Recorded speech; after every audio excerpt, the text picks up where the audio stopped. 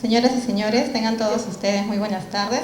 El área de capacitación de la Administración de la Corte Suprema de Justicia y auspicia la Asociación de Damas del Poder Judicial le da la más cordial bienvenida a esta conferencia sobre proceso inmediato. Para comenzar, las palabras de bienvenida a cargo de la doctora Miriam Jackie Farfán de Ticona, presidenta de la Asociación de Damas del Poder Judicial. Por favor, la recibimos con fuertes palmas.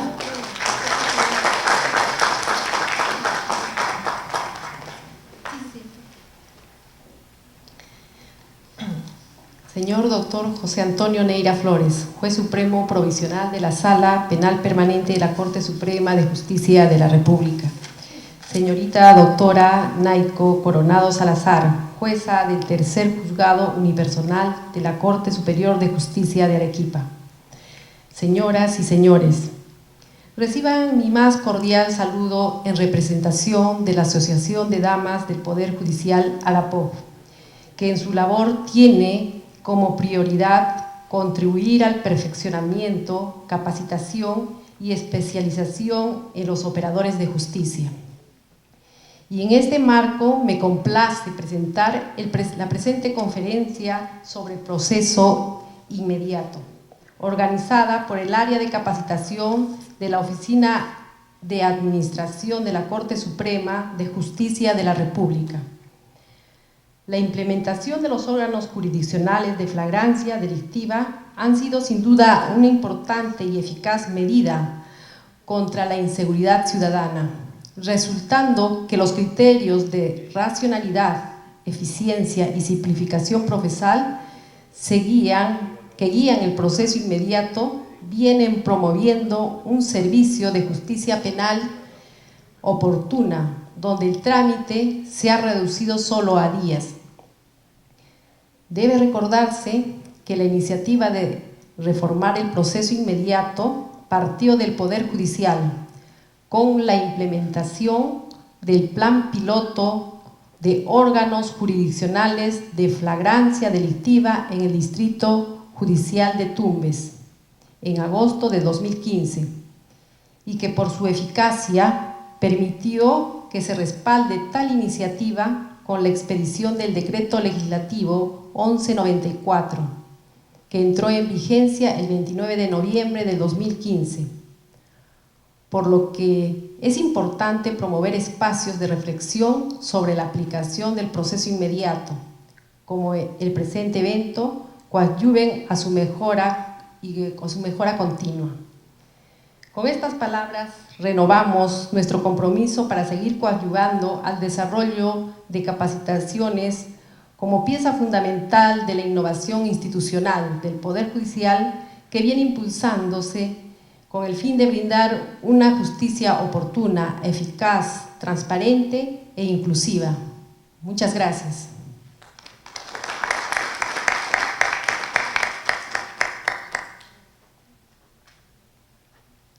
Agradecemos las palabras de la doctora Jackie Farfán.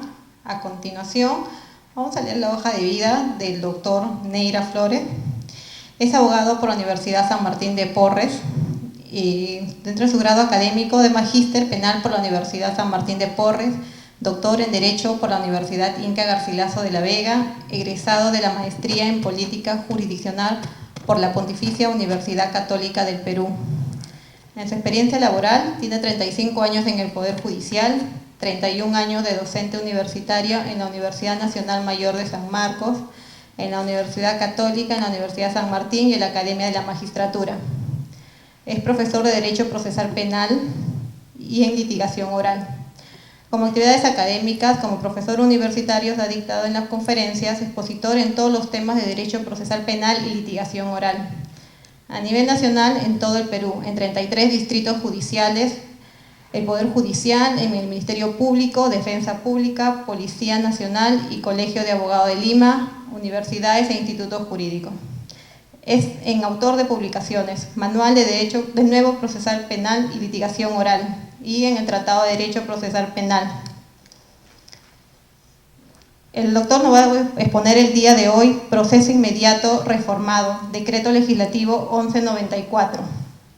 Antes de comenzar la conferencia, por motivo de agenda, la doctora Yankee Farfán de Ticona se va a tener que retirar. Por favor, la despedimos con fuertes palmas.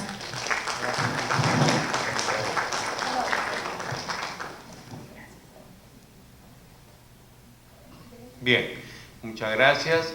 Vamos a dividir la exposición en dos partes. Yo voy a hablar de aspectos penales sobre el decreto legislativo 1194 en cuanto se refiere al tema de violencia y resistencia a la autoridad, y la doctora Naiko Coronado va a hablar sobre problemas que hay en la aplicación de este decreto legislativo 1194 en la parte procesal. Entonces, arrancamos.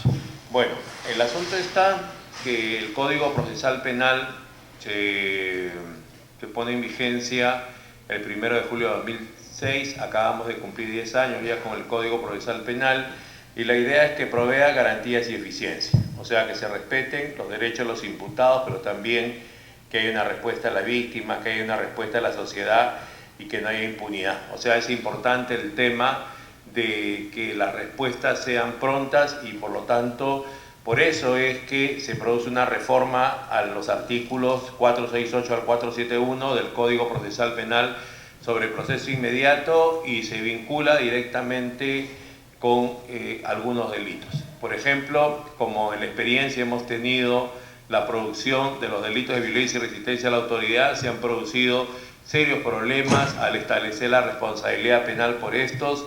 En cuanto al tema de la defensa, abordaré en algunos puntos esta materia, pero sobre todo en cuanto a la determinación judicial de la pena. Pongamos un ejemplo, el caso de la señora Buscaglia, ¿no? El caso de la señora Buscaglia, el caso de esta señora que es cinturón negro en artes marciales, que es empresaria, que es divorciada, que va a dejar a un trabajador al aeropuerto del Callao, un lugar muy complicado para poder estacionar, deja a un pasajero, se acerca un policía, le llama la atención, quiere que ella avance con el carro, ella quiere terminar de dejar a su pasajero y se produce un incidente, y como consecuencia de eso la señora Buscaglia le bota el casco al policía. Posteriormente quieren que la señora se vaya del lugar, y la señora, bueno, se sube al carro, se quiere ir, y más bien frente a ella se paran un par de policías. Si la señora hubiera querido atropellarlos, obviamente no va a ir despacio. La señora fue despacio y bueno, ya la señora se detuvo y por lo tanto fue intervenida. Entonces la cuestión es que justamente es el primer caso de proceso inmediato por flagrancia, y ahí advertimos que hay problemas en cuanto a la tipificación y también en cuanto a la penalidad. 365 y 367 del Código Penal. Y entonces vemos que la pena puede ser de 8 a 12 años privativa de libertad, pena de 8 a 12 años privativa de libertad. Entonces el asunto está que negocia acá la Fiscalía con la defensa de la señora, quedan que la pena sea 6 años 8 meses, o sea, parten del mínimo 8 años, la rebaja de una sexta parte por terminación anticipada, van ante el juez del Callao, y el juez del Callao se horroriza frente a este acuerdo, y lo que hace es desacatar uno que nosotros en la Corte Suprema hemos elaborado sobre terminación anticipada del proceso, donde hemos establecido que los jueces que tienen que evaluar una terminación anticipada jamás pueden modificar los acuerdos. Si no lo comparten, simplemente lo rechazan y continúa el caso según su estado. Sin embargo, el juez lo que hace es desacatarlo y le impone una pena de 5 años. A pesar de que hizo eso y que la pena fue de 5 años, cuando el mínimo legal era de 8, el impacto es negativo. Pero no un impacto en el sentido que porque le han puesto tan poca pena, sino todo lo contrario, y empiezan los problemas en esta clase de asuntos. Después hemos tenido un último caso, que es el caso de un empresario, ¿no? ¿Se acuerdan? En el caso del empresario, que sabe que va a ingerir licor, tiene su camioneta, lleva a su chofer, y el asunto va a estar entonces que se queda dormido en el asiento de atrás, como algunos de los asistentes de acá a la conferencia. Entonces el tema está que la policía interviene la camioneta y parece que la discusión que se produce con su conductor es tal que él se despierta. Le pregunta qué pasa y le dice que hay problemas con el auto, le dice que tenemos todos los documentos en regla, se acerca el policía, baja el vidrio, le toca con el dedo índice en el pecho una vez, le toca 2 veces, conclusión, se arma un operativo de la policía, lo intervienen y lo meten preso. Eso ha terminado con una sentencia de 4 años 6 meses. Hay incidencia, apelación, pero eso no es importante. 4 años 6 meses, hoy día tiene una orden de captura este tipo. Y entonces empecemos a analizar. El delito es violencia y resistencia a la autoridad. ¿Cómo se puede medir la violencia? Y por otro lado, ¿qué importa la violencia que el empresario habría cometido en contra del policía? O sea, cuando uno lo toca con el dedo índice a alguien en el pecho, ¿cómo califica? ¿Cómo lo comparamos? Tenemos que medirlo dentro de las infracciones contra el cuerpo y la salud. O sea, si es una falta contra la persona, si es de 0 hasta 10 días, diríamos que si es dolosa, es una falta contra la persona. Si es de 11 a 29 días, hablaríamos de un delito de lesiones leves. Si es de 30 días para arriba o hay una mutilación, hay una inutilización o una desfiguración del miembro, diríamos que es lesiones graves y aplicaríamos los artículos 122 o 121 del Código Penal. Si eso es así, entonces regresamos a la pregunta inicial. ¿En cuánto califica tocarle con el dedo índice en el pecho a una persona? ¿Cuánto? Si lo medimos de esa manera para el tema de violencia. Por otro lado, también tenemos el artículo 4 del título preliminar del Código Penal que nos habla del principio de lesividad de los delitos. O sea, debe afectar el bien jurídico protegido, debe tener cierta entidad y cualquier conducta no puede ser comprendida en un caso ni tampoco condenada, ¿no? Es como que el caso que tuvimos hace 2 años en el Supremo Tribunal, que consistía en que un funcionario público que gana poco agarró 4 hojas de papel de la entidad donde trabajaba y para presentar su currículum vitae en otro lugar para que le den trabajo, y lo primero que hicieron es advertir el alto relieve que el papel era de una institución pública y lo pusieron en conocimiento del Ministerio Público. ¿Qué hizo? Lo denunciaron, hubo una instrucción, juicio oral, 3 años más o menos duró todo este proceso y terminó condenado 4 años de pena privativa de libertad por 3 suspendida por 4 hojas de papel. Entonces la pregunta es un delito de peculado de uso por 4 hojas de papel. ¿Cuánto importa 4 hojas de papel? ¿Cuánto? ¿Qué? ¿Que valga un sol cada hoja porque son muy finas, o 10 soles, siquiera 40 soles? ¿Tiene entidad para poder investigar y procesar a un ciudadano por un delito contra la administración pública? La respuesta fue no, en la Corte Suprema. A pesar de que el fiscal supremo en lo penal dijo que se declare no haber nulidad, condena y pena y que se mantenga los 4x3 por 4 hojas de papel, nosotros en la Corte Suprema declaramos haber nulidad, condena y pena y lo absolvimos. ¿Por qué? Porque consideramos que era insignificante, que no se cumplía con el artículo 4 del título preliminar del Código Penal y por lo tanto lo terminamos absolviendo a esta persona. Entonces imagínense ustedes en ese contexto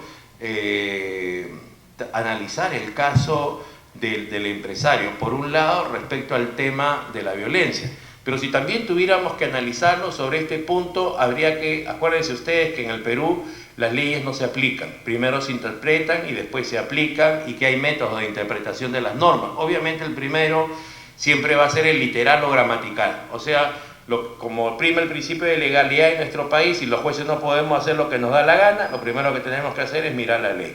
Obviamente no con el diccionario de la Real Academia de la Lengua Española, pero hay temas que son obligatorios, por ejemplo los plazos. Si para apelar una sentencia son 5 días, no lo vas a hacer al 6º día. Son también algunos temas sencillos que basta con el contenido literal, pero la mayoría no. En la mayoría tienes que saber cuál es la exposición de motivos, los antecedentes, tienes que saber del ordenamiento, del sistema jurídico, qué normas son compatibles para hacer la interpretación y aplicación, que es la interpretación sistemática, cuál es la finalidad de la norma, una interpretación teleológica, y hoy se habla de principios, de valores, de impacto, de análisis económico del derecho, y dependiendo de la entidad, la complejidad del problema, podemos combinar métodos.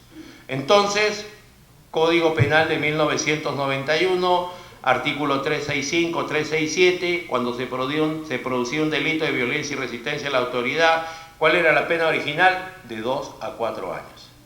Código Penal del 91. Se empezaron a producir problemas sociales en nuestro país, se alteraba el orden público, se tomaban las carreteras, la policía iba a controlarlo, se producían algunos incidentes, se subió la pena, de 4 a 8. Se produjo el caso de La Parada. ¿Se acuerdan? En el caso de La Parada, donde los policías fueron policía montada con sus caballos. ¿Qué pasó con los señores que ilegalmente ocupaban el mercado de La Parada? Lo que pasó fue que los tumbaron a los policías, los patearon a los policías, los agredieron a la policía. Se volvió a reformar el artículo 365 al 367. ¿Y cuál es la pena? De 8 a 12 años de pena privativa de libertad es la actual. Y entonces la pregunta es, ¿tiene la entidad el caso del empresario? ¿Tiene la entidad el caso de la señora Buscaglia? Pero ahora vamos al otro elemento constitutivo del delito, que es la resistencia, ¿no?, por parte del empresario. Vamos al tema de la resistencia por parte del empresario. El delito tiene elementos: acción, tipicidad, antijuricidad y culpabilidad. Dentro de la culpabilidad viene el tema de la imputabilidad. Imputabilidad. Hemos tenido un caso en el Supremo Tribunal del año 2015 de un muchacho que ingiere alcohol, está en su barrio, pasa a su vecino que vive a 3 puertas, lo coge del cuello, intenta reducirlo, pero está tan borracho que es lo contrario. El vecino lo reduce, dice a los vecinos que le están robando, lo ponen a disposición de la policía y termina condenado hace un par de años por tentativa de robo agravado. ¿Cuál es el mínimo en el robo agravante? 12 años. Como dicen que tiene imputabilidad restringida, le rebajan a 8 años de pena privativa de libertad. Pero tenemos hoy día un baremo, tenemos una tabla, ¿no es cierto?, donde se va a ver, dependiendo del ingente al alcohol, en qué estado, qué percepción mental tienes. ¿Y saben cuánto tenía? 2.7. 2.7 de alcohol por litro de sangre, según el baremo, debía estar en estado de coma. Y entonces, ¿cómo es que va a tener imputabilidad restringida? Es inimputable, obviamente. Y no es que él se haya puesto adrede en ese estado y haya ingerido licor para que pase el vecino y lo agarre del cuello, acto libere in causa doloso. No es que él, por negligencia, se encuentre en ese estado, acto libere in causa culposo. Simplemente fue la situación, y entonces estamos frente a una persona que tiene un problema mental. Y lo que habría que preguntarse es si es una enfermedad mental, porque si es una enfermedad mental, entonces es un inimputable y hay que aplicarle una medida de seguridad en los términos de la pena que le correspondería. Pero si tiene un problema mental, pero es como consecuencia de una eventualidad, de una grave alteración de la conciencia, entonces no es una persona que sea enferma mental y no califica para que se le aplique ni una internación ni un tratamiento ambulatorio. Y entonces, en ese caso, ¿qué es lo que va a ocurrir? Falta un elemento de la teoría del delito y entonces hay que eximirlo de responsabilidad penal. ¿Qué hicimos? Lo absorbimos. Lo absorbimos. ¿Qué pasa en el caso del empresario? Estamos en el caso de la camioneta. ¿Qué pasa? Cuando le hacen la prueba cuantitativa, cuando le extraen la muestra de sangre, tiene más de 2 puntos de alcohol por litro de sangre. O sea, igual es inimputable. Entonces la pregunta es, ¿cómo se llama el delito? Resistencia a la autoridad. Una persona que tiene más de 2 puntos de alcohol por litro de sangre, que no se ha puesto adrede en ese estado pensando si va a haber un operativo, va a venir un policía y cuando venga yo le voy a tocar con mi dedo 2 veces al pecho, vamos a decir entonces que no lo podemos eximir de responsabilidad penal. ¿Me comprenden?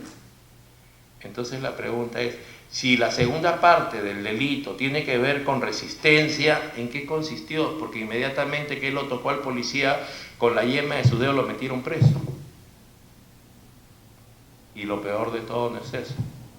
Lo peor de todo es que en el acta de la audiencia figura que tuvo 3 abogados. ¿Usted va a trabajar ese tema? Figura que tuvo 3 abogados. Y entonces, ¿qué pasó? Que él es un empresario de éxito. La empresa tiene su abogado, llamó al abogado, vino el abogado. Pero tiene un amigo que lo quiere mucho, el empresario, también es abogado, también estuvo en la audiencia. Pero su hermana también es abogada. Los 3 figuran como abogados en la audiencia. Y el señor fiscal agarra y le propone una terminación anticipada, se ponen de acuerdo y les parece maravilloso que la pena sea 4 años y 6 meses. Están los audios. Cuando en los audios le preguntan, señor, ¿usted está de acuerdo? La verdad, yo no tengo responsabilidad en nada, pero si se trata de que terminemos, procedan como corresponde. O sea, ¿qué hizo el fiscal, controlador de la legalidad? ¿Qué hizo el juez? Y lo peor de todo, la defensa fue simbólica a pesar de que tenían 3 abogados. ¿Saben por qué? Porque los 3 eran civilistas. No sabían absolutamente nada de derecho penal, parte general y parte especial, porque así como se ha planteado este tema esta tarde, la pregunta es, ¿quién es la víctima? ¿El policía o el empresario? Y hoy día el empresario tiene una orden de captura. Lo peor de todo, ¿saben qué cosa es? Que planteó un habeas corpus en Arequipa y en primera instancia se la declararon fundada, y en la sala penal de apelaciones de Arequipa, ¿saben qué dijeron? Pero sí la ha dejado consentir, la revoca improcedente. Qué increíble, ¿no? Arequipa todavía.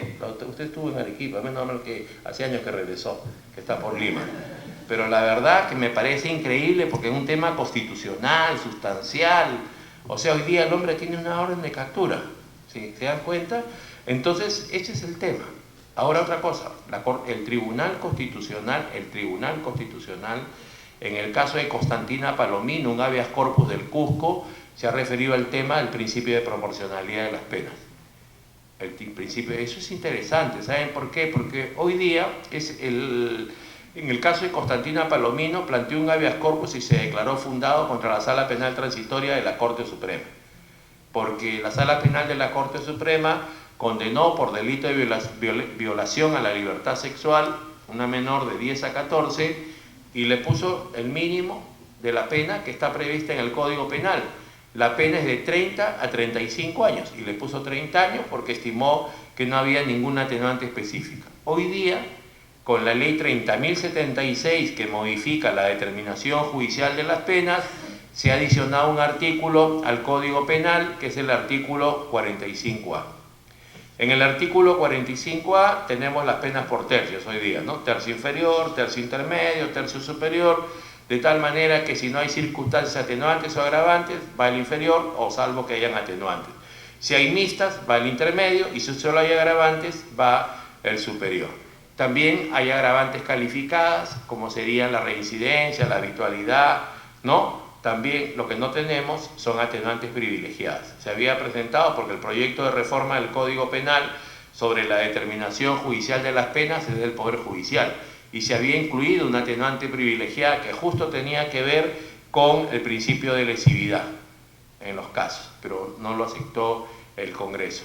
Entonces, la idea es que tenemos ahora también una reforma al artículo 46, inciso 1 y 2, del Código Penal. Ahora se habla de circunstancias generales, atenuantes, inciso 1, circunstancias generales agravantes, inciso 2, en el 46, originalmente el 46, tenía solo 11 factores para determinar judicialmente la pena.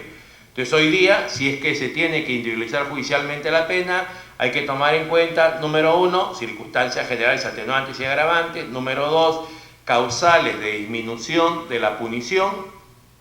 O sea, cuando hablamos de circunstancias, significa alrededor del delito, no forman parte del delito. Cuando hablamos nosotros de causales de disminución de la punición, estamos hablando de aquellas que forman parte del delito. Ejemplo, artículo 14 del Código Penal, el error de tipo, el error de prohibición, cuando no sean invencibles. Artículo 15 también del Código Penal, el error de comprensión culturalmente condicionado. El artículo 16, la tentativa, 21, eximentes imperfectas de responsabilidad penal, y el 22, la responsabilidad restringida por la edad, 18 a 21, más de 65, dice podrá el Código Penal para rebajar la pena, y nosotros en la Corte Suprema ya teníamos desarrollada una línea jurisprudencial en el sentido de que a pesar lo que permanentemente ocurre es que se amplía la lista de delitos, que se excluye la posibilidad que se pueda rebajar pena por responsabilidad restringida. La ley 30.076 es del 19 de agosto. Al día siguiente nos reunimos los 10 jueces penales de las 2 salas de la Suprema y nos preguntamos, ¿se amplió más la lista que excluye de la posibilidad que se pueda rebajar pena por responsabilidad restringida? ¿Qué hacemos? Continuamos con la misma línea jurisprudencial y por lo tanto consideramos que es inconstitucional la norma que dice que no se puede rebajar la pena, que vulnera la igualdad, que es discriminatoria, y ejercemos el control difuso del artículo 14 de la Ley Orgánica del Poder Judicial, pero interpretado por nosotros. ¿Por qué? Porque el artículo 14 de la Ley Orgánica del Poder Judicial dice que cuando no se eleve en apelación uno de estos casos, se elevará en consulta. O sea, cuando no hay apelación, se elevará en consulta. Pero la práctica mala que se ha venido ventilando es que aunque haya apelación, igual se eleva en consulta a la Sala Constitucional Social de la Corte Suprema. Lo que nosotros hemos entendido es que nosotros somos las salas penales de la Corte Suprema y encima de nosotros no hay nadie. La Sala Constitucional Social son pares nuestros, entonces ¿por qué le tendríamos que poner en conocimiento un caso? Y por otro lado, hemos entrado a un tema más profundo de especialidad, y lo que hemos dicho ya en varias sentencias, en las sentencias que hemos sacado, es que, y quizás saquemos una de la semana pasada, le vamos a poner carácter vinculatorio, porque hasta ahora eran relevantes nada más, pero lo vamos a hacer como sentencia. Creo que viene una casación, vamos a ponerla vinculatoria. ¿Por qué? Porque la Sala Constitucional Social de la Corte Suprema, cuando le han elevado en consulta a un juez de una instancia anterior, ¿saben lo que ha hecho? Lo que ha hecho es aprobar y decir sí que es inconstitucional. O sea, hay un choque de trenes hoy día entre lo que dice la Sala Constitucional Social y lo que decimos nosotros, y la pregunta es, ¿cuál es la competencia original de la Sala Constitucional Social de la Corte Suprema? Ver temas laborales y ver temas previsionales. Y entonces puede saber más que las salas penales de la Corte Suprema, que todos los días ven temas penales, procesales, penitenciarios, quién está en mejores condiciones desde un punto de vista dogmático y práctico de interpretar y aplicar las leyes si no somos nosotros. Obviamente habría que reformar el artículo 14 de la Ley Orgánica del Poder Judicial, en primer lugar para desaparecer las consultas. En el área penal ya no hay recursos de oficio, en el área civil menos, porque siempre tiene que haber alguien que identifique un agravio, que plantee un recurso por el principio dispositivo, por el principio de congruencia, de tal manera que las partes con su recurso autorizan la competencia del órgano de segunda instancia, que está limitado al recurso, salvo que haya una nulidad absoluta del artículo 150 del Código Procesal Penal.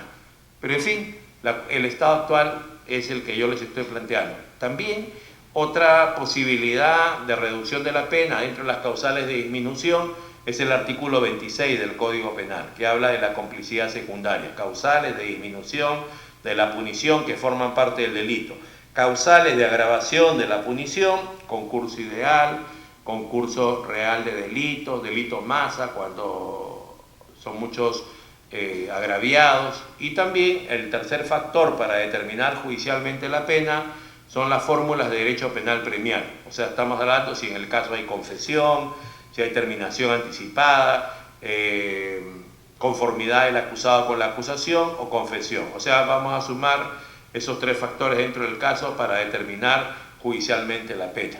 Y entonces hay problemas, ¿no? Porque ¿qué pasa? Que yo estoy de acuerdo, la verdad, con este tema de los tercios, porque la ley 30.076, además de presentar esta forma de individualizar la pena, obliga a que permanentemente haya motivación. Antes de esto, en el homicidio simple, la pena es de 6 a 20 años, uno no sabía por qué le ponían 8, 10, 12, 14, 15, 17, 19. La verdad que a veces había una fundamentación muy general que decía que la pena se impone sobre la base de las condiciones personales del imputado, la naturaleza, forma y circunstancia del delito, y con eso podías hacer lo que te da la gana, subir o bajar. O sea, no se adecuaba al caso concreto. Ahora no se puede hacer eso. Ahora hay que especificar. Pero ¿qué pasa? El problema es que en nuestro país hay una desproporción en el tema de las penas. O sea, si tú matas a una persona, es un homicidio simple, la pena es de 6 a 20. Pero ¿qué pasa si te imputan una violación a la libertad sexual de una menor de 10 a 14 años y te declaran responsable? La pena es de 30 a 35 años. O sea, la pregunta es ¿qué vale más en el Perú, la indignidad sexual o la vida de una persona? Según la pena, valdría más la indignidad sexual, ¿no? Y si tú agarras y le disparas a una persona y le das en la columna, la dejas inválida, sería tentativa de homicidio. ¿Y cuál sería la pena máxima? El mínimo del inicio de ejecución, o sea, 6 años. Pero ¿qué pasa si lo hubiéramos calificado como lesiones graves? En el artículo 121 del Código Penal la pena sería hasta 8 años privativo de libertad. O sea, hay unas incoherencias increíbles en nuestro Código Penal y además tiene una explicación matemática. El Código Penal, ¿cuántos artículos tiene? 400. ¿Y cuántas reformas se han producido desde el año 1991? 600. ¿Cómo la ven? Qué lindo, ¿no? Hablando de fiestas patrias, esta es mi tierra, así es mi Perú, ¿no? Entonces la cuestión, ¿no? La cuestión es entonces que encima el Tribunal Constitucional, en la sentencia de habeas corpus de Constantina Palomino del Cusco, reprocha a la Sala Penal Transitoria de la Corte Suprema que le impone 30 años de pena privativa de libertad en un caso de violación a la libertad sexual, que es el mínimo, porque no hay atenuantes, y le dice, oiga, ¿por qué una pena tan alta? ¿Por qué no ha visto el principio de proporcionalidad del artículo 8º, el título preliminar del Código Penal? Y la pregunta es, o sea, las reglas de determinación judicial de la pena que yo he presentado transversalmente contienen el principio de proporcionalidad, o el principio de proporcionalidad, algunos dicen, no, pues está en el título preliminar, tiene un mayor peso y por lo tanto es autónoma, y con eso, cuando la pena es arbitraria, tú puedes poner la que corresponde. ¿Cómo la ven? O sea, ¿qué es más arbitrario que establecer o imponer penas que están en el Código Penal, que sean desproporcionales en los términos que yo planteo, o que el juez agarre y diga, bueno, conforme, para mí esta pena es abusiva, por lo tanto, conforme el artículo 8º del título preliminar del Código Penal, la pena que voy a imponer es tal? Entonces, ¿qué es más arbitrario? ¿La que se le ocurre al juez? Sin las reglas, ese es el problema que hoy día tenemos, ¿no? Porque muchas veces, por el principio de proporcionalidad, se podría también prestar inclusive actos de corrupción, ¿no? Entonces, Constantina Palomino, en la sentencia que el Tribunal Constitucional en parte hace referencia a esta clase de temas, ¿no? Entonces, hablamos pues que en la parte penal, diría yo, de violencia y resistencia a la autoridad, tenemos que establecer algunos parámetros, ¿no? Dependiendo de la magnitud de la violencia, que la podríamos medir en relación a infracciones contra el cuerpo y la salud, dependiendo de su intensidad, si importa una falta contra la persona, una lesión leve o una lesión grave, hasta que algún día el Congreso de la República, que se ha horrorizado con esto también, fíjense ustedes, ¿no? Increíble, ¿no? Ellos son los que suben las penas de esta manera, pero ha dicho, ¿cómo puede ser que a la señora Buscaglia le hayan puesto 5 años? ¿Cómo puede ser que al empresario tenga esta orden de captura? ¿No? O sea, maravillosos actores, ¿no? Entonces, el asunto está en que eso tomaría mucho tiempo, que hay una reforma del Código Penal y por lo tanto no va a ser esto de ley referenda, va a ser de ley lata, va a ser por interpretación y aplicación. Nosotros ya nos hemos puesto de acuerdo ya en la parte penal de la interpretación y aplicación de este decreto legislativo respecto a la violencia y resistencia a la autoridad, en el sentido que vamos a degradar las penas, ¿no? Algunas de 2 a 4, otras de 4 a 6, y ya los casos más graves tendrá que ser de 8 a 12 para establecer pautas, algunos criterios, siempre tomando en cuenta que en el derecho penal la fuente es la ley, y a partir de la ley lo que hemos hecho es toda una interpretación y aplicación. Esto lo ha trabajado el profesor Víctor Prado Saldarriaga, lo ha trabajado Dubelí Rodríguez Tineo, José Pariona Pastrana, así que ya supongo yo que se debe estar publicando la próxima semana. El tema está que en la parte procesal todavía falta que haya algún voto singular de alguno de nuestros compañeros. Ya la doctora Naiko se va a encargar de hablar de problemas que hay en la aplicación de este tema, que hay, obviamente hay un sinnúmero de problemas, y entonces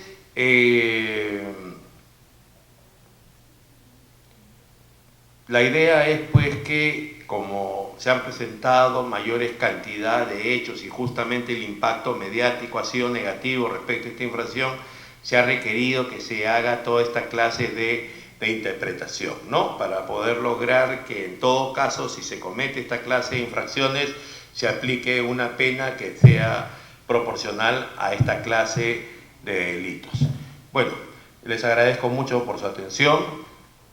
Vamos a darle el pase a la doctora Naiko Coronado para que nos ilustre respecto al tema procesal de este decreto legislativo. Buenas tardes.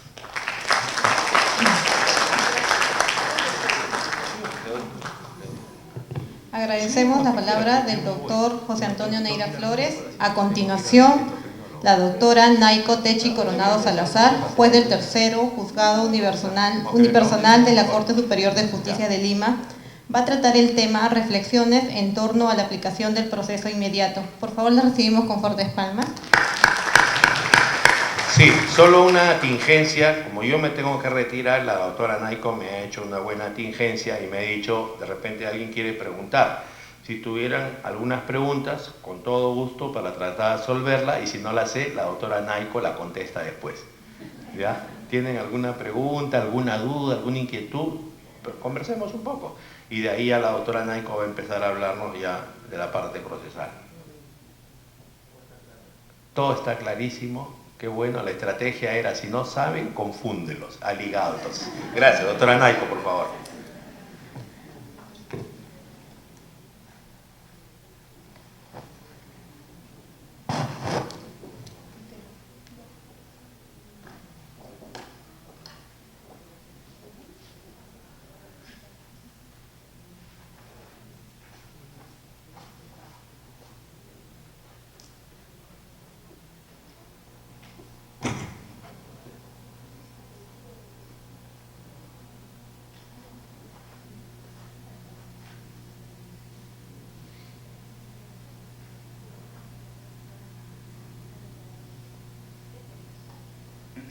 Bien, buenas tardes, buenas noches ya. Estamos de noche agradeciendo la invitación para poder compartir algunos aspectos sobre el proceso inmediato. Nosotros nos vamos a abocar propiamente a algunos temas que no se abordan normalmente, ¿no? Porque ya hay un sinnúmero de exposiciones respecto a los temas de flagrancia, en relación a las audiencias de incoación, el orden, la disyuntiva entre la norma procesal y el protocolo interinstitucional, etc. Vamos a ver desde otra perspectiva y ya un poco a partir de la reflexión en cuanto a la aplicación del proceso inmediato a la luz de lo que acontece en Lima y en algunos de los distritos judiciales de nuestra Lima, ¿no? Lima Este, Lima Norte, Lima Sur. Para empezar, debemos señalar, y antes de pasar al tema en concreto, nuestro proceso inmediato, que es un proceso especial, está en un cambio o una modificación en el sentido de avanzar, de mejorar y superar los aspectos aún todavía que lo merman en cuanto al procedimiento, ¿no? Porque entendamos que las normas del Código Procesal Penal de 2004, a través de este proceso especial, ingresan en su aplicación. Entonces, vamos a ver algunos aspectos puntuales. En primer lugar, respecto del tema normativo, es claro, pero aún hay todavía alguna confusión. Y es que escuchamos en algunas ponencias algunos expositores que dicen, incluso hay un sector de las instituciones involucradas en la temática que se resisten a entender que el Código Procesal Penal ingresa y sus normas, por tanto, a partir de no solamente los procesos contra la corrupción, sino a través de este proceso inmediato. ¿Por qué? Porque el proceso penal inmediato, que es un proceso especial, tenemos el proceso común en el Código Procesal de 2004 y los procesos especiales de seguridad, razón pública, querella, proceso de terminación anticipada, y tenemos allí el proceso penal especial inmediato, que tiene en su regulación, al igual que todos los procesos especiales, señala, y en lo que no esté configurado el tratamiento específico, ingresan las normas del Código Procesal Penal. Así es que allí es claro. Y si alguien tiene una duda, el decreto legislativo 1194 señala, porque hay que entender que este decreto legislativo lo que hace es simplemente modificar 3 artículos que ya estaban en el Código Procesal Penal y que en el país anteriormente, en la experiencia que tenemos, casi 5 o 6 años de jueces unipersonales, solo vimos 2 veces proceso inmediato. A partir de esta modificatoria, donde ya no es facultativo al fiscal, sino obligatorio, el proceso inmediato cobra relevancia. Entonces, el decreto legislativo trata específicamente en su mayor regulación los casos de los detenidos por flagrancia y dice, en cuanto a los demás, se aplicará las normas del proceso común. O sea, clarísimo. Entonces, aquellos que dicen, no, eso no entra. En algún momento alguien señalábamos en una exposición, ¿y qué pasa si alguien pues presenta un abogado que litiga en otros distritos judiciales o que va y se aboca un poco más a la capacitación y se presenta en la audiencia de incoación y hizo, presento una tutela de derechos. El fiscal no va a decir, un momentito, eso no está vigente. El juez, no. Y hemos visto en algunos casos donde se han presentado excepciones, ¿no? Y que los jueces, incluso algunos, ya en el pasado, han rechazado, pero hay que abrir la amplitud del tratamiento del proceso penal especial, y hay que entender que sí, si alguien plantea eso, nadie puede decir, no, esto no es aplicable. Hay que responder, simplemente ver el artículo 71 del Código Procesal Penal si plantean una tutela y resolver en lo que corresponde. Entonces, desde el ámbito normativo, el proceso penal inmediato es un proceso que tiene las normas generales del Código Procesal Penal. Y ahí, ¿cuál es la figura fundamental en el ámbito normativo? Título preliminar. En el título preliminar del Código Procesal Penal está el ABC de toda la normatividad del Código Procesal Penal. ¿Cuáles son esos? La igualdad procesal, la presunción de inocencia, el derecho de defensa, que no se puede interpretar figuras o hacerse extensivos artículos si es que va en desmedro de la situación del procesado, etc. Evidentemente, una situación de garantía respecto al Código Procesal Penal. Otro aspecto del proceso inmediato en cuanto al marco normativo es que quien va a litigar o quien va a presentarse ante un detenido por flagrancia que le avisa a un patrocinado, un familiar, tiene que tener claramente las fuentes normativas. Esto es el Código Procesal Penal, de todas maneras, el decreto legislativo, que es propiamente la modificación de estos tres artículos, 447 nos parece hasta el 449, el protocolo de actuación interinstitucional. ¿Qué es eso? Eso es un documento normativo que ya ingresó al rango de norma porque ya ha sido publicado en el peruano y no es otra cosa que acuerdos de un protocolo, como señala una pauta, en las que se han puesto de acuerdo Ministerio Público, Poder Judicial, la Defensa Pública, Ministerio de Justicia y la Policía Nacional. Entonces hay una serie de pasos que hay que tomar también en cuenta y obviamente toda la normatividad jurisprudencial como los acuerdos plenarios que tienen incidencia en el proceso inmediato. ¿Cómo cuáles?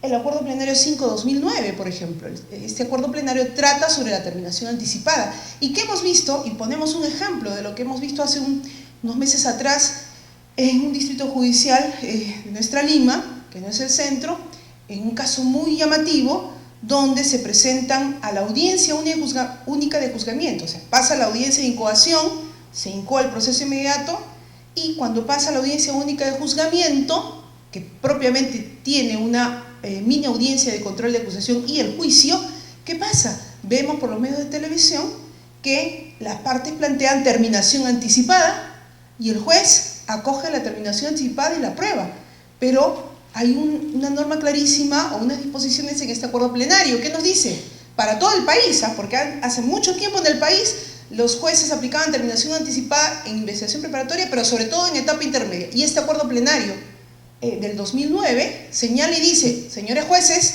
la terminación anticipada solo se aplica hasta antes de la etapa intermedia, ergo, solo en la audiencia de incoación, nunca en la audiencia única de juzgamiento con el juez unipersonal. Sin embargo, en este caso, entenderemos que hubo un error de interpretación, ya pasó, dictó sentencia anticipada, el juez unipersonal que no es competente y ya quedó firme y bueno, está siendo ejecutado. Bueno, para eso es necesario tomar conocimiento de las normas y una de ellas es el Acuerdo Plenario 5/2009, como el Acuerdo Plenario 6/2010 que trata propiamente el proceso inmediato, pero a la luz de las normas antiguas, ¿no? O sea, antes de la modificatoria, pero que tiene conceptos o aspectos referenciales sobre la temática. Haciendo un paralelo entre el proceso común y el proceso inmediato, podemos verificar, tal vez haciendo una perspectiva, si en el proceso antiguo, en el proceso con el Código de Procedimientos Penales, un proceso en un promedio puede durar más de 2 años, en el proceso bajo el Código Procesal Penal, con las 3 etapas de investigación preparatoria, etapa intermedia, juzgamiento y la sentencia, probablemente los casos más comunes y sin mayor complejidad pueden terminar por lo menos en 1 año, ¿no? Obviamente en los casos de corrupción que vemos en Lima, los casos duran muchísimo más porque son muy complejos, pero a nivel nacional un hurto simple, una estafa, una apropiación ilícita, un libramiento indebido, cuando van a juicio y hacen todas las fases, no dura más de 1 año, ¿no? Pero el proceso inmediato, que es la gráfica segunda, es pues en temas de celeridad mucho más rápido. porque este proceso inmediato lo que implica es que ya no hay etapa de investigación preparatoria, salvo 30 días en algunos casos, hasta 30 días dice la norma, y desaparece la etapa intermedia, aunque en estricto lo que se hace esa etapa intermedia en chiquitito, se introduce en la etapa de juzgamiento, un mini control de acusación. Y desde las diligencias preliminares, esto es cuando hay la detención del detenido, el fiscal verifica, pide la incoación y directamente la audiencia de incoación y el juzgamiento. Prácticamente desaparece la etapa de investigación preparatoria y la etapa intermedia, y esto está durando ahora en la actualidad tal vez 1 o 2 meses por la carga procesal, porque por ejemplo en Lima tenemos un solo colegiado de 3 juezas para todos los robos cerrados que suceden en Lima. Entonces obviamente no pueden cumplir las 72 horas de hacer un juicio porque es casi inhumano, ¿no? Entonces está durando tal vez uno de los casos 2 meses. Cuando haya más jueces, seguramente todo este proceso no durará más de 1 semana. Por lo pronto estamos evolucionando, esperemos que se incremente el número de jueces y que se también verifique el tema organizacional, que es tan importante. Vamos al aspecto funcional. En el aspecto funcional hay que entender la estructura del procedimiento inmediato, ¿no? El proceso especial inmediato. Una vez que se detiene, hay una gráfica de una detención de una persona ante la comisión flagrante de un delito, y acá hacemos un paréntesis, ¿no? Si todos los casos fueran por flagrancia pura, excelente, pues no habría problemas, pero como hay también temas por presunción de flagrancia, que es casi cuando le encuentran los vestigios y hasta 24 horas después, y como tenemos la otra modalidad que es la cuasi flagrancia, que es cuando huye y se le puede encontrar hasta 24 horas después, y se considera parte de la flagrancia, ahí hay los mayores problemas, incluso aplicación de prueba indiciaria. Pero bueno, así está la norma y hay que seguir con la misma. Una vez que se detiene a la persona por flagrancia, y estamos hablando del caso del detenido, esta persona es puesta a disposición de la comisaría, seguramente la policía del sector, quien comunica al fiscal. El fiscal, conjuntamente con la policía, verifican las diligencias preliminares. ¿Qué significa esto? Por ejemplo, si a la persona la encuentran en la calle y le incautan o le es imputada por una sustracción de una billetera, el acta de registro personal, el acta de incautación y todas las demás actas que se realicen en el sitio tienen participación solamente de la policía, eso es obvio. Pero cuando ya empiezan las diligencias preliminares, esto es las declaraciones, actos de reconocimiento y u otros, ya la fiscalía ingresa y empieza el tema de las garantías para la defensa. Esto es importantísimo, lo vamos a ver a continuación. Pues bien, una vez que hacen las diligencias preliminares en el cuadro, ¿cómo funciona esto? Ahí está. Que tiene 24 horas la fiscalía, y acá la dificultad porque en 24 horas tienen que hacer todos los actos necesarios, presenta su escrito de incoación al juez de incoación, que es el juez de investigación preparatoria, y en este escrito solicita la incoación de la audiencia del proceso inmediato. La audiencia de incoación se realiza hasta dentro de las 48 horas una vez de recepcionada el escrito. Algunos problemas en cuanto a la presentación. ¿Qué pasa si el fiscal presenta más allá de las 24 horas el escrito? Y hemos visto un caso en Lima Norte donde se demoró 5 minutos y el juez dijo: no, tu problema fiscal, y el fiscal no tiene otra situación que tener que dar libertad. En este caso es un tema de criterio, ¿no? Obviamente si el fiscal viene con los detenidos después de 1 hora, ¿qué juez le va a atender? Pero si son 5 minutos o tal vez 10, habría que ver criterio. Y en algunos casos, algunos jueces en el país deciden y dicen: muy bien, lo admitimos, se haga un acta y verificaremos en la audiencia de incoación si es que acaso hay que remitir copias a control, ¿no? Algún tema correctivo, ¿no? Claro, está de por medio también en la presentación de un habeas corpus, pero hasta que se presente el habeas corpus probablemente el caso haya terminado con una terminación en la propia audiencia de incoación. Eso es un tema, en todo caso, de criterio, pero es diferente 5 minutos a 1 hora o 2 horas, ¿no? Entonces es una situación que ya aplica el criterio del juez y las medidas correctivas. Entonces, luego de la audiencia de incoación, en la que también hay un tema de no uniformidad, porque sabemos que la norma nos dice que primero, la norma del Código Procesal Penal nos dice que en la audiencia de incoación primero se verá prisión preventiva, ¿no? Luego terminación y al final la incoación. Y en el protocolo interinstitucional se señala: no, pero ¿cómo va a ser eso? Primero se hace la incoación, luego la terminación y, si no hay terminación, la prisión preventiva, ¿no? Entonces, pareciera que tiene más lógica el proceso. Ambos están coexistentes y será un tema ya de decisión del juzgador y de las partes respecto a la aplicación de uno u otro, una mixtura. Luego de la incoación se formula la acusación y se deriva a la audiencia única de juzgamiento, que se realiza en dos fases: la mini audiencia de control de acusación y luego el juicio, y termina con la sentencia. Desde el aspecto funcional hay algunos temas que son necesarios, y esperemos que en esta sala hayan señores fiscales como también defensores, porque es importante ir progresando en cuanto a la aplicación del proceso inmediato a la luz del Código Procesal Penal. Y uno de ellos es el momento de la detención del imputado. El imputado es detenido, el fiscal tiene las 24 horas para realizar las diligencias preliminares urgentes a efectos de presentar al imputado al juzgado de investigación preparatoria para la incoación. Y este detenido tiene derechos. Entre ellos, obviamente, contar con un abogado defensor a quien se le debe comunicar que tiene ese derecho. También tiene derecho a comunicarse con su familia por teléfono, a saber el motivo de su detención, tiene derecho a no decir nada hasta que venga un abogado defensor. Estos son derechos que tiene el imputado y que están recogidos en el artículo 71 respecto a la figura de la tutela de derechos. Así también, su declaración debe ser siempre en presencia de abogado defensor. Eso es de ley, siempre, no es como el sistema antiguo. No, renuncio a mi abogado, voy a declarar solo. No vale, tiene que estar presente el abogado defensor, ¿no? Obviamente valdrá en el sentido que está el fiscal, pero para efectos procesales, es decir, para que se pueda introducir a juicio no tiene validez, porque no cuenta con la defensa, con su defensa.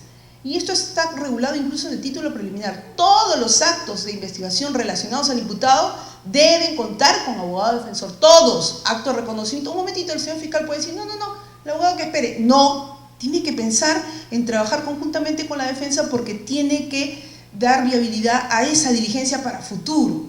Y eso pasa incluso con los actos de reconocimiento, que deben ser también en presencia del abogado defensor. Artículo 189, reconocimiento, y el 71, que es la tutela de derechos. Pero también respecto a los agraviados y testigos.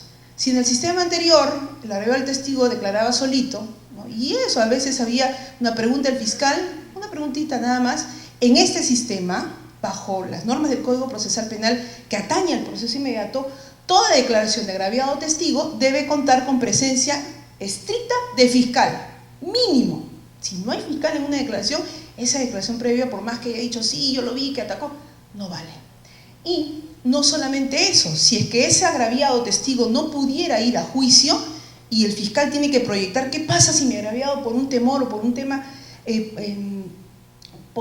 posterior o consecuente, no pudiera ir, yo tengo que pensar en mi declaración y darle fundamento. ¿Y qué exige la norma? Presencia del abogado defensor, o acaso, ya, si no está el abogado defensor, por lo menos comunicarle, emplazarlo. Aló, señor abogado defensor, vamos a tomar la declaración del testigo Juan Pérez Pérez, está usted notificado, punto. Si no va, es otro problema, pero yo hago un acta y digo, bien, se ha notificado al abogado defensor, no ha venido, yo procedo como fiscal. Entonces, esto es otro aspecto funcional del Código Procesal Penal necesario, que aplica también al proceso inmediato. ¿Qué requerimos? Y acá un tema de análisis, el tema se llama reflexiones sobre la aplicación del proceso inmediato. Un primer aspecto es la unidad de los fiscales, y hay que reconocer que nuestros señores fiscales tienen mucho ímpetu por avanzar y somos testigos de ello, al igual que las defensas públicas y los defensores privados, pero necesitamos una unidad de los agentes fiscales en la tramitación de las diligencias preliminares y el proceso inmediato. ¿Qué pasa? Detienen a una persona, la llevan a la comisaría, va un fiscal adjunto. Tal vez termina su turno, entra el otro fiscal adjunto para dar las otras declaraciones. El caso llega, en el caso de Lima, a la fiscalía de turno, y otro fiscal adjunto es el que probablemente hace el escrito de incoación, o acaso su asistente. Cuando va a la audiencia, va otro fiscal, estamos poniendo un ejemplo extremo, ¿no? Y cuando van a audiencia de juicio, yo no hice la incoación, yo no ofrecí estos medios probatorios en la acusación, yo vengo de frente al juicio, y es lo que tengo. Entonces, acá hay algo que superar en cuanto a la unidad de los agentes fiscales, ¿no? Ese es un tema tal vez que no atañe a nosotros, pero sí a la organización, a efectos de unificar y proveer mayor número de fiscales tal vez, o la especialidad. y en este caso la defensa pública está mejor estructurada, no tanto por un tema de organización, sino porque ese defensor público que asiste al detenido en la comisaría lo sigue en la incoación y lo sigue en el juicio y hasta va la apelación de sentencia, ¿no? Mientras que los fiscales van cambiando, aunque es una buena práctica que en apelaciones de sentencia está yendo el fiscal superior y también acompaña el fiscal provincial o el adjunto con su distintivo para coadyuvar en el tratamiento del caso. Otro aspecto es la coordinación entre el Ministerio Público y la defensa pública. Hay que repotenciar tanto el número como esta coordinación. ¿Qué significa?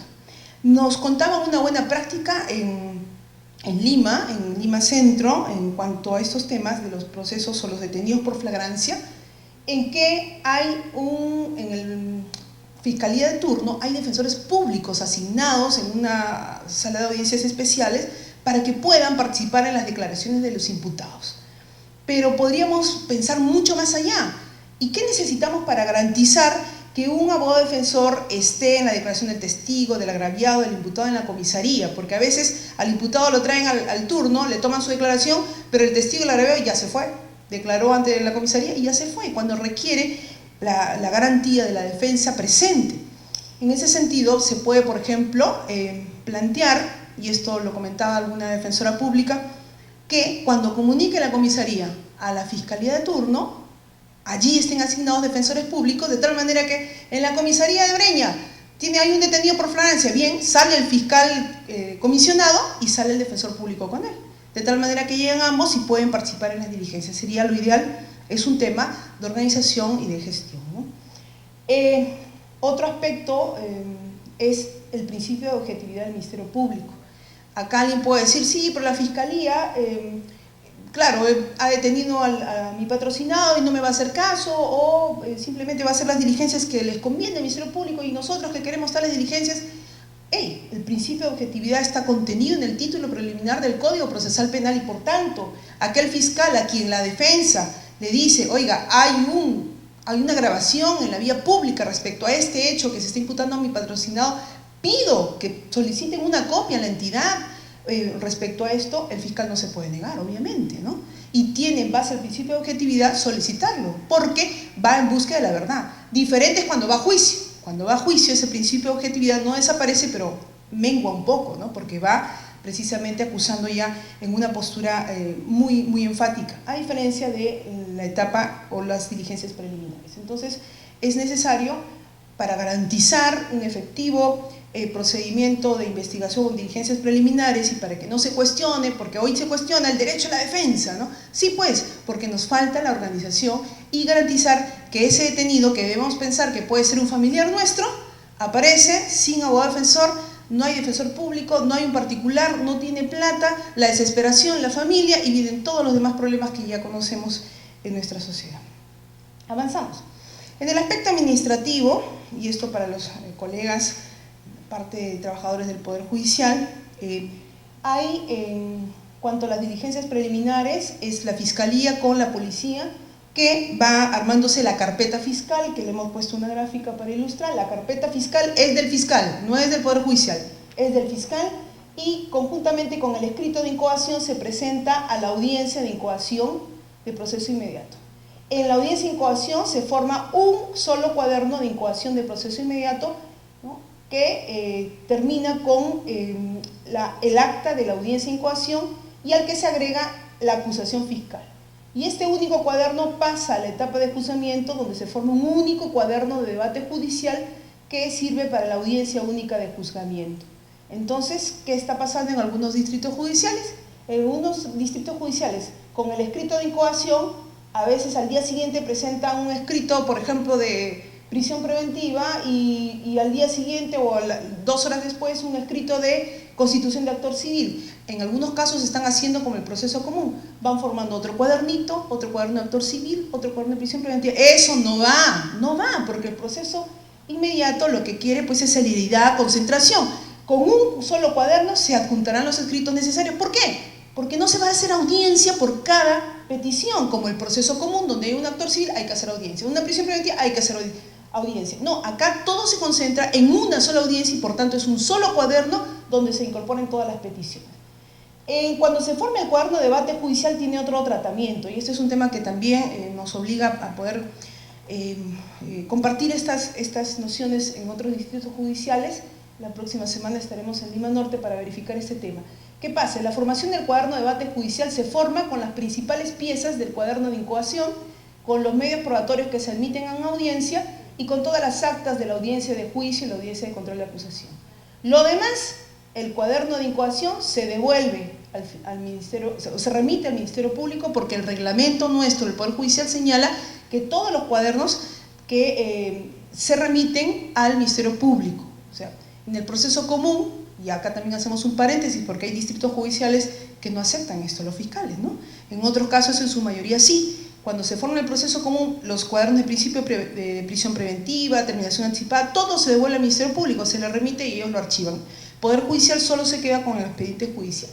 En este caso se remite el cuaderno de incoación y se remite, obviamente, se devuelve la carpeta fiscal, porque la carpeta fiscal no es del Poder Judicial, es del Ministerio Público. Ya para ir terminando algunos aspectos jurídicos procesales. Primer punto, es necesario que el Ministerio Público realice diligencias preliminares en caso de los delitos de omisión de asistencia familiar y conducción en estado de ebriedad, CEE, antes de solicitarse la incoación del proceso inmediato. Este es un tema también de interpretación. Algunos, y felizmente son pocos los fiscales, que ni bien llega un caso de omisión que le deriva el juzgado de paz letrado, ya lo presentan con incoación. Eso pues no está bien, porque mínimamente se requiere por lo menos emplazar al imputado para que diga algo, ¿no? Igual la conducción de estado de ebriedad, en algunos casos, algunos fiscales ni bien intervienen, ya lo están presentando al juez. Normalmente no llegan a proceso inmediato detenidos casos por conducción de estado de ebriedad, sino en condición de libres, pero lo recomendable es que se agoten las medidas, porque las funciones constitucionales de la Fiscalía sigue inalterable. Esto es principio de oportunidad, 1 o 2 veces y se acabó el tema, y en todo caso, si no hay esa posibilidad, recién se remitirá para la incoación. Segundo, se puede emitir un archivo definitivo al momento de la incoación del proceso inmediato cuando la conducta es atípica, lo que comentaba el doctor Neira, ¿no? En un caso de violencia y resistencia a la autoridad donde al parecer no tiene la relevancia jurídico-penal, ¿se puede hacer un archivo? Hace poco teníamos un caso, o hace algunos meses, donde una persona es intervenida con su vehículo, llega la policía, los intervienen, están esperando para trasladarse y viene una persona ebria, un borrachito, ¿no? Y llega el policía muy borrachito y le empuja, ¡pum!, lo empuja. ¿Qué estás haciendo acá con mi vecino? Nada más. Lo intervienen, lo llevan detenido, incoan proceso inmediato, prisión preventiva, a juicio y lo absuelven. ¿Por qué lo absuelven? Porque el delito es obstruir o trabar la función del efectivo policial en este caso. Y esta persona, si bien lo empujó, lo insultó, lo empujó básicamente, pero no, ya la diligencia policial estaba efectivizada y no había ningún tipo de obstrucción. Entonces esta persona tuvo que pasar 2 meses en prisión preventiva. Ahí viene la pregunta. ¿Puede el juez de incoación, cuando le presentan el caso, un caso como este, decir, no, esto es un archivo, esto es atípico? ¿Puede archivar? Preguntamos al público. ¿Sí? No se puede archivar. La norma no lo permite. No lo permite, no se puede archivar. ¿Qué hay que hacer? Pido prisión preventiva. Ese juez tendrá que darle prisión preventiva. Si bien no puedo archivar y no puedo decir, oiga, esto es atípico, porque tampoco sería incongruente para el juez, mínimamente ese juez no puede darle pues prisión preventiva ante un pedido, ¿no? Definitivamente. Pero hay algunos casos que han estado pasando y esperamos siempre que esto se vaya mejorando, ¿no? Porque de todas maneras la libertad personal es fundamental. Otro aspecto, y dejamos para que en todo caso las preguntas al final. Si el juez de incoación no está conforme con la tipificación planteada por el Ministerio Público, ¿qué debe resolver en la audiencia? Por ejemplo, la Fiscalía plantea un hurto agravado y el juez considera que es una tentativa de hurto agravado, ¿no? Por el tema de la disposición o por el tema del intercrímenes. Hemos visto en algunas audiencias, al inicio de la aplicación del proceso inmediato, que los jueces, algunos, decían, no, esto no procede porque no es el hurto agravado consumado, por tanto, no vamos a incoar, que vaya al procedimiento común. Pero en realidad esto ya se está superando, porque ¿cuál es la respuesta? Si el juez no está conforme, ¿qué puede hacer? dejar pasar conforme está el hurto agravado y recomendar al fiscal que en la acusación, porque después de la incoación viene la acusación, puede hacer acaso una imputación alternativa, un hurto agravado con un hurto agravado en grave tentativa. Entonces, una de las posibilidades también que da el Código Procesal Penal, esto es la de imputación alternativa, pero no rechazar y decir que vaya al proceso común por esos temas de tipificación. Otro aspecto. Luego de la presentación del escrito de incoación de proceso inmediato, ¿puede la Fiscalía variar la calificación jurídica del delito imputado hasta antes o durante la audiencia de incoación del proceso inmediato? Esto es, no habría ningún problema o habría problema si es que el fiscal plantea en la incoación robo agravado y antes de la audiencia, un día antes, dice modifico y es un hurto agravado. Interesante, estos temas prácticos. En un plenario que tuvimos en Eti Penal en Chiclayo, se llegó a una decisión bastante particular y se decía, si es antes de la audiencia, porque el fiscal es pues el titular de la acción penal, siempre y cuando se le dé pie a que la defensa pueda tener conocimiento y se le emplace de este escrito, no hay ningún problema. Pero ¿qué pasa si es durante? Viene la defensa preparada para un hurto agravado y le plantean un robo agravado en el acto. Ahí se tomó una decisión por mayoría que podía ser siempre y cuando se le dé un tiempo prudencial y razonable a la defensa para que considere el tema y pueda pronunciarse en la audiencia. Es particular en realidad, pero pasa en la práctica. Otro aspecto. Durante el control de acusación en la audiencia única de acusamiento, la primera fase, ¿cómo diferenciarse una resolución de sobreseimiento con una excepción de naturaleza de juicio? A ver, veamos. Si tenemos un caso de posesión por drogas para fines de comercialización, 2 drogas, ya pasó la incoación, la persona está con prisión preventiva, el fiscal formula acusación y van al juicio. Y la primera etapa es el control, el mini control de acusación, y en ese momento se verifica que se tiene solamente la incautación de los 2 tipos de droga, 6 gramos entre los 2, cocaína y marihuana. El juez tendrá que preguntar y dirá, a ver, ¿qué otro medio hay? ¿Hay ligas? ¿Hay dinero? ¿Cómo vamos a sustentar que es para comercialización y no para consumo? En este caso, si ya no hay, y dice el artículo del sobreseimiento en el Código Procesal Penal, si ya no hay o no hay los elementos de convicción suficientes, si ya no hay forma de poder agenciarse de más, ya se agotó todo, no habrá otra forma que de sobreseer. Pero si en el mismo caso nos llega a esa etapa de juzgamiento un caso de actos contra el pudor, donde la menor no declaró nunca, donde no se le hizo una pericia psicológica a la menor, a la menor sí, pero no al imputado, y faltan actos de investigación porque así se ha presentado en la realidad un caso. ¿Qué va a hacer el juez? No, acá no hay elementos suficientes, ¿lo voy a sobreseer? No, ahí hay que aplicar por excepción una excepción de naturaleza de juicio, esto es, decir, este caso no puede ser visto en proceso inmediato, que vaya al proceso común porque obviamente faltan diligencias. Entonces alguien dirá, no, pero si no tiene suficientes elementos, señor juez, usted tiene que sobreseer. No, pues, porque se avisora actos de investigación que no han sido tomados en cuenta por la Fiscalía y nos ha pasado. Felizmente, solo un caso.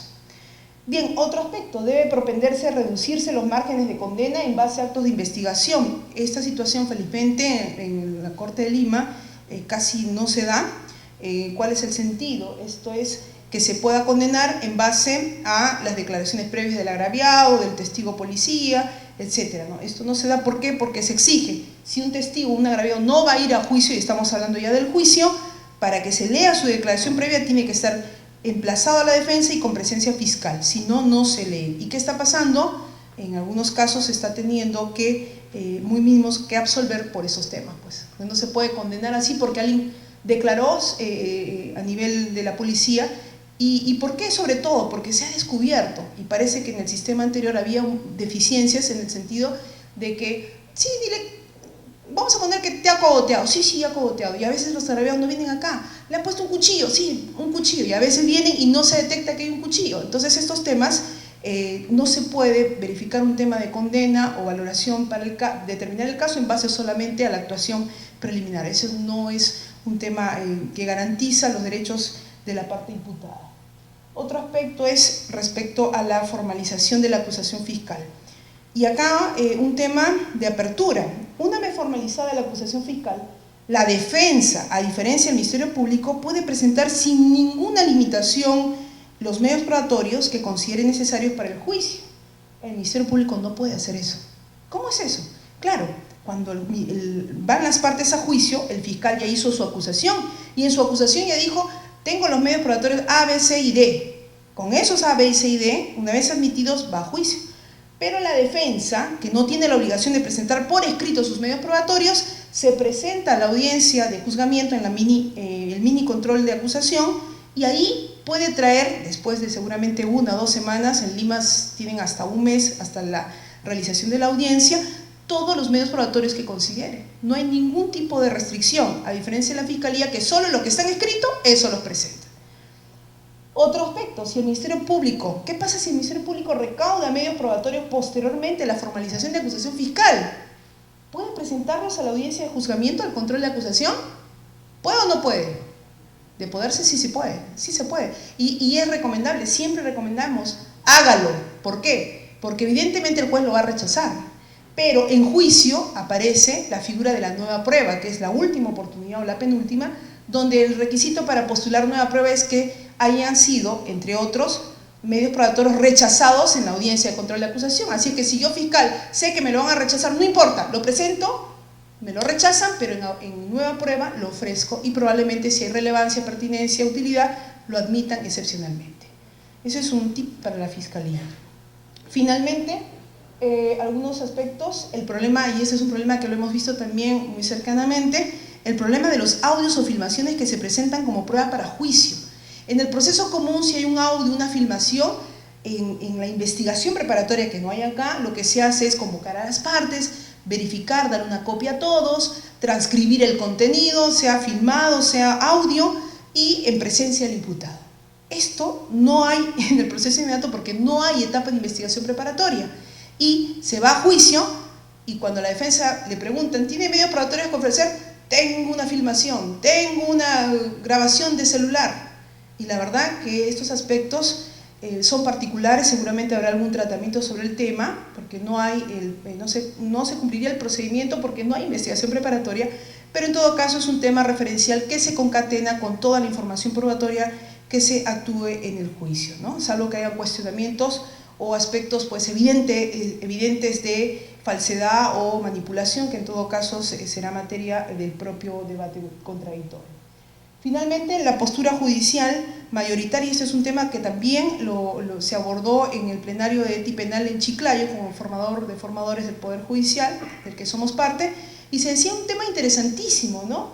La postura judicial mayoritaria en el país de que en caso se concrete el principio de oportunidad dentro de la audiencia de incoación o en la primera etapa de la audiencia de juzgamiento, principio de oportunidad sobre todo para la conducción de esta ebriedad o para, omisión de asistencia familiar, el pago debe ser de forma íntegra. No, yo quiero pagar en parte. No, señor, pues porque nosotros, Poder Judicial, no ejecutamos los archivos definitivos, porque la consecuencia para que yo, juez, sobresea el caso por principio de oportunidad es que pague el íntegro. ¿Cómo vamos a hacer? No, esperaremos 10 meses hasta que pagues y después voy a sobreseer. No es la idea, ¿no? No hay una ejecución en ese ámbito y esto es una situación discrecional. Obviamente habrán casos excepcionales que seguramente, como toda excepción, pero la regla general y mayoritaria, la piura, es que se pague el íntegro. Si quiere principio de oportunidad, porque el principio de oportunidad importa que no hay pena. Habrá reparación civil, pero paga todo y recién se sobresee, porque ese es el espíritu del principio de oportunidad en el sentido del sobreseimiento. Solo se sobresee cuando termina el caso y cuando termina, cuando cancela todo. Finalmente, unos aspectos ilustrativos que nos han permitido las juezas que están aplicando el Código Proceso Inmediato en Lima respecto a algunos temas estadísticos, ¿no? De los archivadores de todas las sentencias, los 3 juzgados, entonces 3 porque ahora ya hay 7, 3 juzgados unipersonales y el colegiado de Francia en Lima, entre los meses de enero a junio, se verifican 118 procesos con sentencia en audiencia de juzgamiento. ¿Eso qué quiere decir? Que por terminación anticipada debe haber un número igual o tal vez el doble. De esos 118 casos, el 28%, esto es 33 procesos, de estos 118 casos, 85 procesos fueron a conformidad. O sea, dijeron, yo reconozco los cargos, se acabó el proceso. y que corresponde al 72%. Y 33 procesos de ellos, que es el 28%, dijeron, no, yo no reconozco los cargos, me voy a juicio. O sea, todo el juicio completo.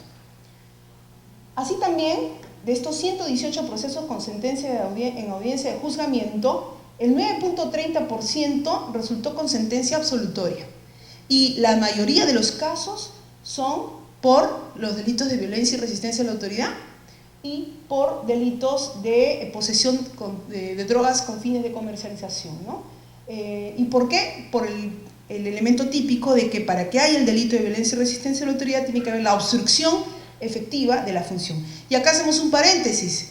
Oiga, pero la persona ebria que le empujó al policía que estaba uniformado, ¿lo absolvieron? Sí, se le absolvió y en base a las normas del Código Procesal Penal se le impuso consecuencias jurídicos civiles. ¿Cómo es eso? Sí, se le absuelve porque la conducta no es típica, pero no se puede tolerar que una persona, ¿no?, aunque esté con un grado de ebriedad razonable porque no estaba muy alto, estando uniformado un policía lo esté agrediendo. Y se le puso 1000 soles de reparación civil para la institución policial. Eso se permite bajo el Código Procesal Penal, esto es la pretensión penal y la civil. Se le absuelve, pero se le pone consecuencias jurídicos civiles.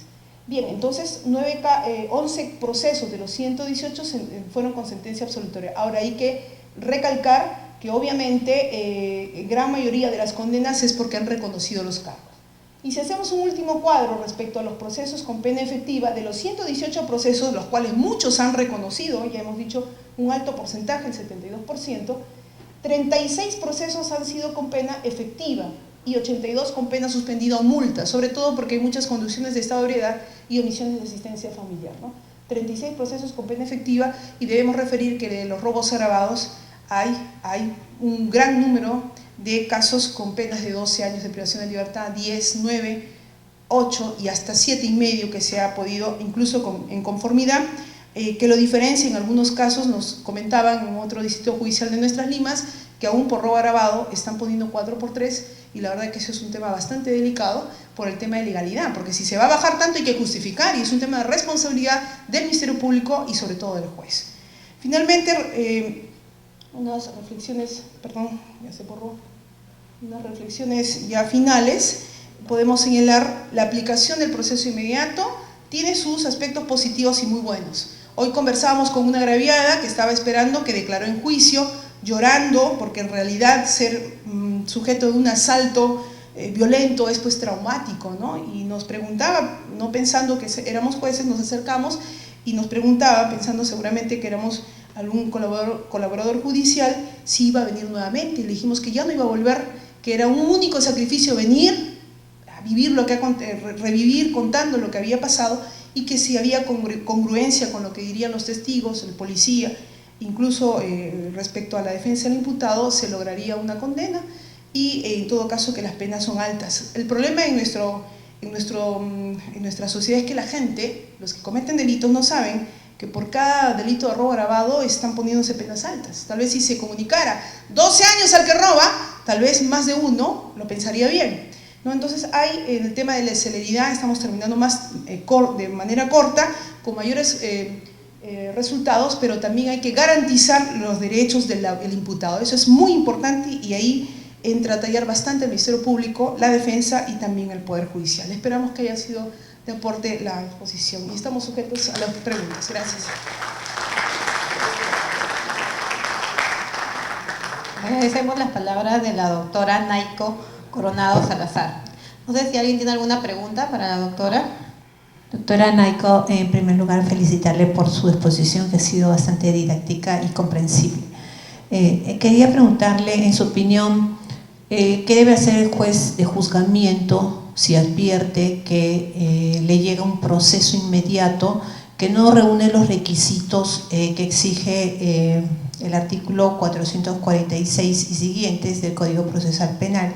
Es decir, no hay, primero, flagrancia, no hay confesión y tampoco hay confesión sincera, y tampoco hay prueba suficiente, ¿no? Si advierte eso, ¿qué debería de hacer el juez de juzgamiento? ¿Podría devolver al juez de investigación preparatoria que admitió la incoación de proceso inmediato, o qué opinión le merece? A ver, en extensión de las normas del Código Procesal Penal, las etapas son preclusorias. No habría forma de retroceder o devolver los actuados. Habría que considerar, de acuerdo al caso, si estamos ante un delito, y esta es una opinión personal, ¿no? Si estamos ante un delito de mucha levedad y no hay la flagrancia, pues habría que tal vez ir por la vía de un sobreseimiento, ¿no? Porque es un tema de la Fiscalía y la responsabilidad. Pero si hay actos de investigación todavía que son necesarios porque el tema se avisora punible, habría que determinar una excepción de naturaleza de juicio, dependerá del caso en concreto, ¿no? Si hay proyección y el tema es grave y no se puede permitir una impunidad sobre un tema que probablemente haya un sentido de responsabilidad, habrá que optar por una excepción de naturaleza de juicio, pero retroceder nunca, porque alteraríamos el orden, ¿no? Alteraríamos y probablemente muchos jueces, tal vez con buen corazón, dirían, no, esto no es, y devolverían y se altera todo y nos desordenamos, ¿no? Es una opinión, doctora. Una pregunta más, doctora. En el caso de que, usted sabe que el artículo 448 del Código Procesal Penal es que las partes tienen que llevar sus pruebas, sí, ¿no? En el proceso inmediato. ¿Y qué sucede si el abogado, por ejemplo, señala de que va a presentar declaraciones testimoniales? Sin embargo, a pesar de que tiene conocimiento con anticipación de que la audiencia es única y se va a realizar tal fecha, no lleva a sus testigos, pero dice que, bueno, por un problema de salud no se han podido presentar y pide la suspensión de la audiencia para nueva fecha. En este caso, siendo proceso inmediato y audiencia única, por ese motivo, a su concepto, ¿se podría suspender la audiencia? A ver, la norma señala que la audiencia es única y no puede hacerse otros juicios paralelamente. Esto rebasa la realidad porque en realidad se hacen juicios de manera paralela y el Código Procesal Penal lo permite. Respecto a la convocatoria o la presencia de los testigos, para esto en la audiencia única de juzgamiento al inicio, en el control de acusación, habría que preguntar a la defensa que ofrece, o si es en todo caso la defensa señala, yo no puedo traer a mis testigos porque trabajan y no les van a dar permiso, requiere una notificación y eso se puede prever. Si bien la norma dice presentarán a sus testigos, pero puede haber excepciones. Por ejemplo, ocurrió en Chiclayo.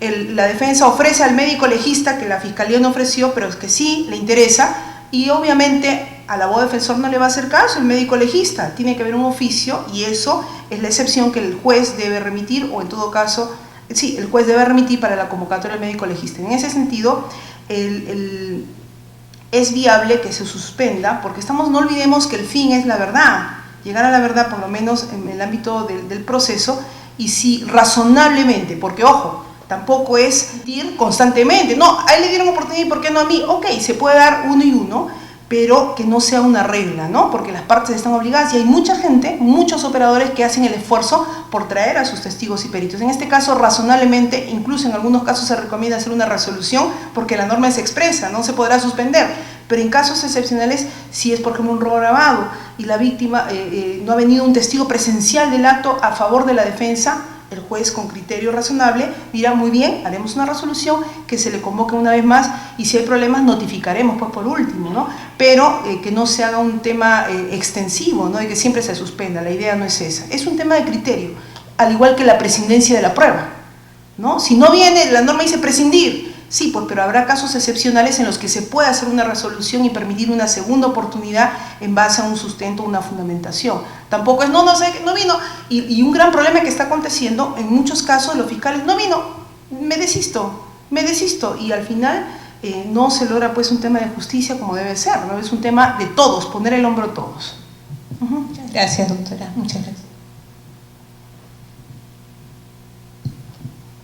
Doctora, buenas noches. Buenas noches, doctor. Usted dijo hace un momento de que en el principio de oportunidad hay que pagar el total para que sea sobreseído. Postura mayoritaria en el país, postura mayoritaria, no hay norma. Pues le digo. Una práctica, ¿no? Lo que le preguntaba es porque con el criterio de conciencia que pueden tener los jueces, incluidos los fiscales, se ha visto casos en que le imponen, por ejemplo, a nivel de accidentes de tránsito, 1000 soles. y la fiscalía al final por X motivo determina, bueno, lo pagas en 2 partes, en 3 partes. La pregunta es, porque usted dijo, como ya me lo acaba de responder indudablemente, que son posturas, ¿por qué es que hay fiscales que determinan que lo paguen en 2, 3 partes y hay fiscales que dicen el total?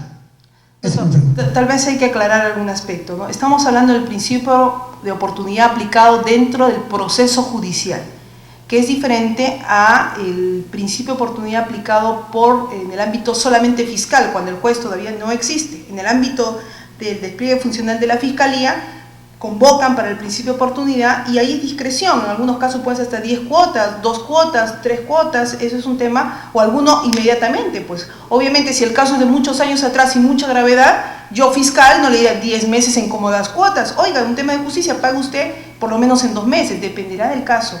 Eso es un tema discrecional del Ministerio Público. Nosotros nos referíamos cuando el caso no paga o no se presenta nunca y pasa a proceso inmediato, y se presenta y quieren aplicar, porque la regla es que le pongan una condena, si en caso es culpable, pero si usted quiere un principio de oportunidad y se va sin condena, muy bien, y tiene un pago de pensiones por omisión de asistencia familiar, mejor pague todo para que se lo sobresee, porque si no, el sobreseimiento va a diferirse, y eso no conviene, porque el tema es acabar de una vez con este procedimiento de simplificación procesal.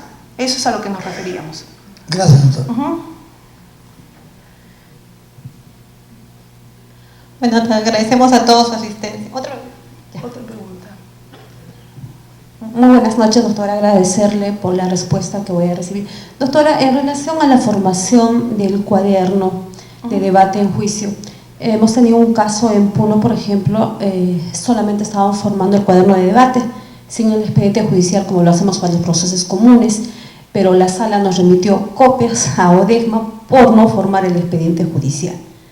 ¿Cuál es lo recomendable? Ahora, estando la postura en la sala, hemos dispuesto… ¿Pero en qué ámbito? ¿En el proceso inmediato? En el proceso inmediato. Pues le debo decir que no hay normatividad todavía, y salvo sí, ahí, ese es el inconveniente. acá hay un representante de ETI, no nos parece, a ver, todavía no han aprobado el reglamento, y aún en el reglamento, de lo que hemos leído del proceso inmediato, no se hace una precisión. Ahora, del proceso inmediato no hay una regulación. La práctica nos dice que solo será un cuaderno, donde se fusione el cuaderno de debate y el expediente judicial, que podría llamarse el cuaderno de debate judicial, el cuaderno de audiencia única de juzgamiento, pero no hay dos. Pero alguien podría decir, no, yo quiero que sea igual que el proceso común, como un pequeño cuaderno de debate y un expediente judicial. Es un tema discrecional, no podría nunca sancionársele por algo que no esté regulado, ¿no? Nos enviaron copias a ODEGMA. Bueno, entonces ahora, estando esa postura, estamos formando el expediente judicial y aparte el cuaderno. Pero mire, no tiene mucho sentido, porque es solamente una audiencia tan corta y tan pequeña, que hacer 2 cuadernos es a veces un poco engorroso, ¿no? Sí. Gracias, doctor. Muy bien. ¿Ninguna pregunta más? Bueno, agradecemos a todos por su asistencia. Gracias, buenas noches.